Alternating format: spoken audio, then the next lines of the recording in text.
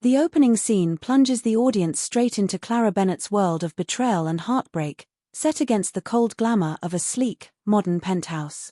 At 28, Clara watches helplessly as her fiancé, Ethan Rhodes, laughs and toasts with his colleagues, celebrating a major corporate merger with the kind of casual arrogance that makes her pulse tighten not from excitement, but from a growing sense of betrayal.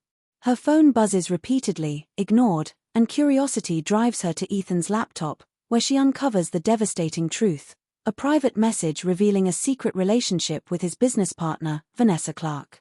The discovery is not just a private heartbreak, it carries the weight of social humiliation, a betrayal played out against the backdrop of friends, family, and colleagues who remain oblivious.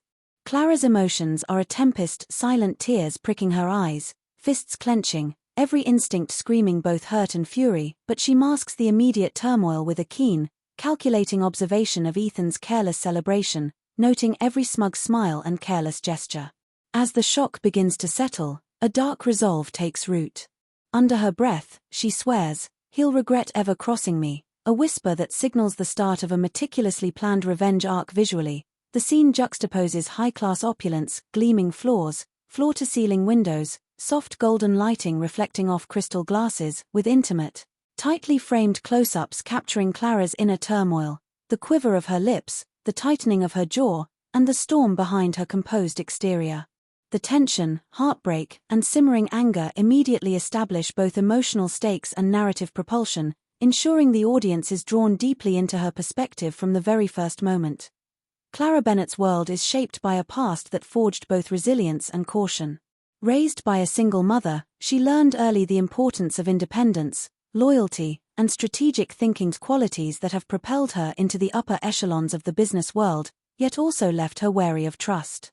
Ethan Rhodes, by contrast, is the kind of man whose charm masks ambition and manipulation.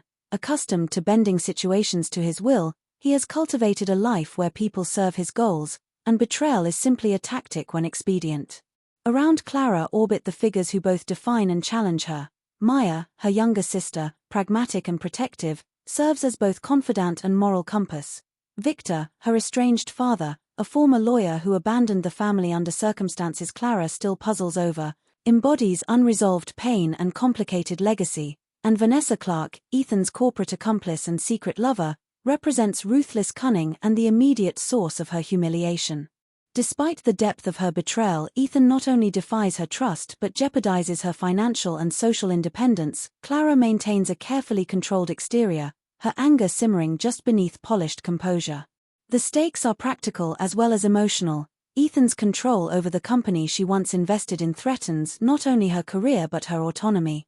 Visually, the narrative swings between sleek corporate offices, the intimate familiarity of Clara's apartment, and sharply observed interactions, each frame capturing the tension, subtle gestures, and flickers of emotion that reveal Clara's resilience, simmering resentment, and unshakable determination to reclaim control over both her heart and her life. The inciting incident shatters Clara's already fragile sense of security, ripping the remaining threads of trust from her carefully constructed life. She unexpectedly discovers a corporate email not intended for her eyes.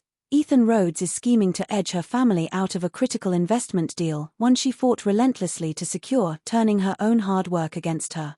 The revelation stings with both professional and personal betrayal, as the man she once trusted now weaponizes business as a means of dominance. Later that evening, Clara attends a glittering gala under professional pretenses, ostensibly to network and maintain appearances.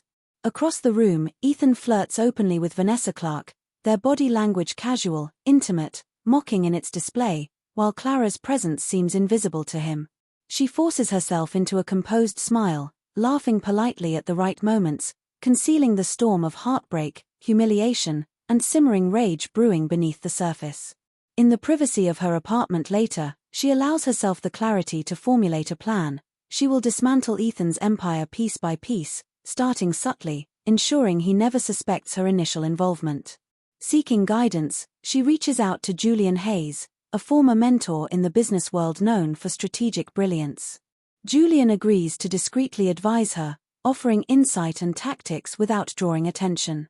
Visually, the scene contrasts the dazzling, opulent setting of the gala, crystal chandeliers, flowing champagne, sparkling gowns, with Clara's internal turmoil, tight jaw, clenched fists, eyes flickering with suppressed fury, and the calculated calm masking a mind already racing with plans for retribution.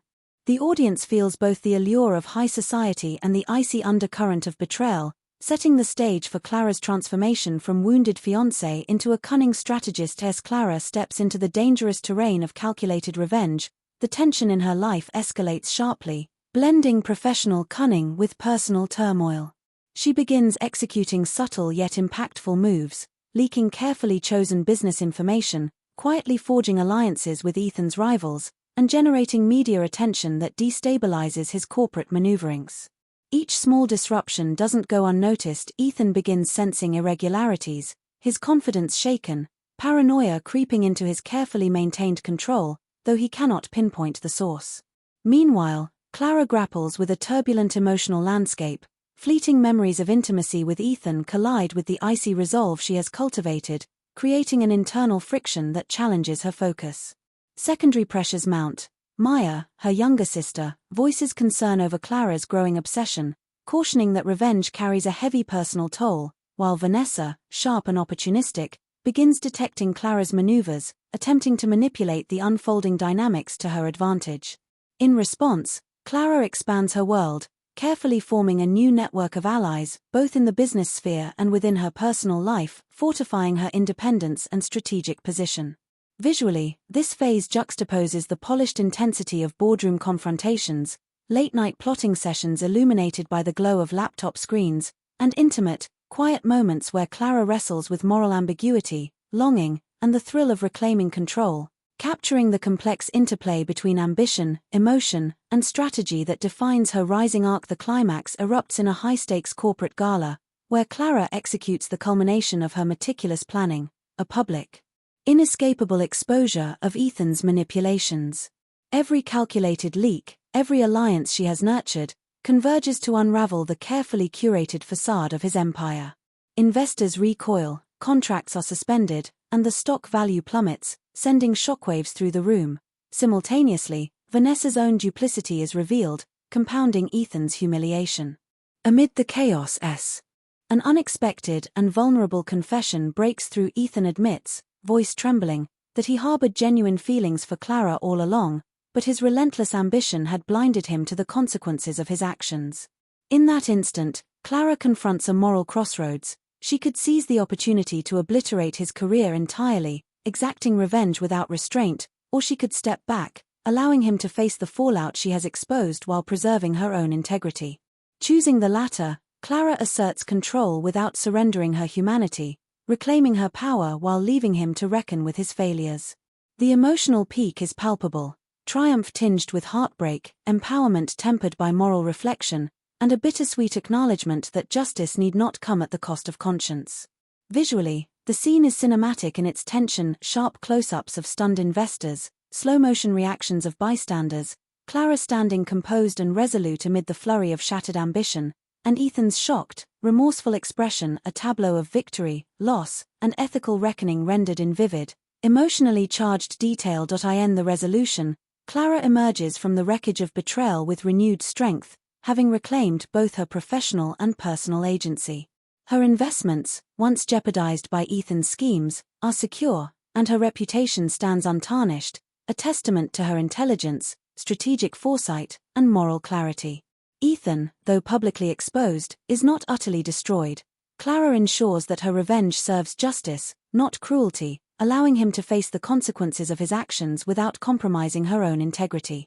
Rebuilding fractured family ties becomes a source of emotional renewal. She reconciles with her estranged father, Victor, uncovering the truth behind his mysterious absence and finding closure for long-held wounds, while deepening her bond with her sister, Maya, whose pragmatic support has been her anchor throughout the ordeal.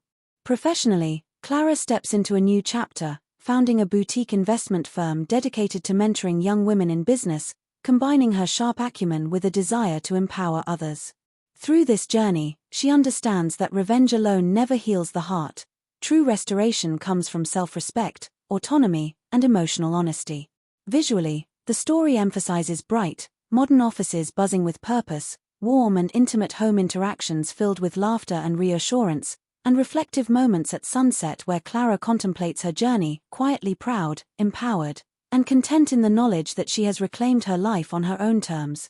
The final moment of Clara's journey unfolds in the refined glow of an elegant charity gala, where her boutique firm sponsors scholarships for young women pursuing careers in business, a testament to how far she has come from betrayal and heartbreak. Walking through the softly lit hall, she discovers a simple note slipped discreetly into her hand. Written in Ethan's familiar scrawl are the words, "I see now what I lost. I hope you thrive." Clara allows herself a genuine, unguarded smile, a smile unburdened by anger or revenge, then carefully folds the note, slipping it into her clutch, a quiet acknowledgement of the past without letting it define her present. As she steps further into the hall, her confidence is palpable, her posture upright, her eyes bright with purpose. In her mind, a reflective voice whispers, "Some hearts stay warm even after cold nights. Some smiles aren't weapons, they're survival." She raises a glass in a private toast, not only to herself but to the women whose futures she now supports, a gesture that merges personal triumph with social impact. The emotional beat resonates, catharsis for the pain endured, empowerment for battles won, and closure for wounds that once seemed insurmountable. Visually, the scene captures the gala's elegance, crystal chandeliers, soft ambient lighting, and flowing gowns, juxtaposed with intimate close-ups of Clara's serene expression, highlighting her quiet triumph and the profound sense of emotional equilibrium she has achieved. This closing tableau leaves the audience with the lasting impression of a woman who reclaimed her life, her heart, and her purpose with grace and resolve.